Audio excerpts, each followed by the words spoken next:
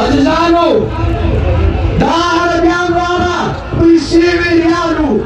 دا عربیانو هغه فلسفې وې دا عربیان والا فکرونه ول چې دا خلک له افغانستانه د کفر او اسلام په نامه باندې راوشړل دلته ویلې چې په افغانستان کې د کفر نظام دی تاسو په کار دی دا وطن پرېږدئ تاسو هجرت وکاستئ تاسو مهاجر ساستئ او بیا دې ته یو ډېره مقدسه رشته د مهاجر او د انصار د رشتې یو مثال ورکولی مهاجر څوک وو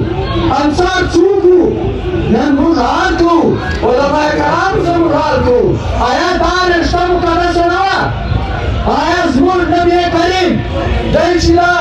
مکې د کفارو ځای دی راروان سو دی هجرت وکړي دی مدینې ته رالو نو هغه خلک چې زموږ د نبي کریم صلی الله علیه وسلم سره دوی راغلي هغه ټول مهاجر وو انصار د مدینې خلک وو چې غېږه ورته خلاصې کړې کاروبارونه کې وو کې جایدادونه وو کې اوښان وو هر څه یې ورنیم کړل دې مهاجرو مونږ ته بیا چې فتح مکه وسوه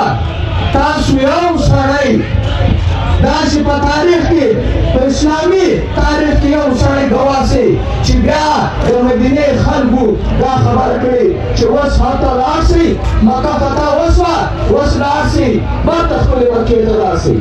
زموږ د نبي کریم صلی الله علیه وسلم نن هم قبر مبارک مقبره نن هم په مدینه کې ده په مکه شریفه کې نه ده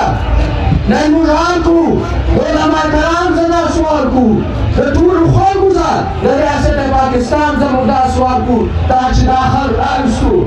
تا چې په ده باندې وطن کور کاروبار ژوند هر څه پرېښوئ دلته د راوستی د ده پر نامه ده په اربونو ډالر واخیستو د ده پر نامه باندې دا سکولان جوړ کړو د ده پر پیسو ده هسپتالونه جوړ کړو د ده په پیسو ده هلته وسلې واخیستې د ده په سر ده F-16 تیارې واخیستې د ده پر سر باندې ده خپل ملک ترقي وکړه نن ته 50 کاله بعد دته وایې چې هر څه پرېږده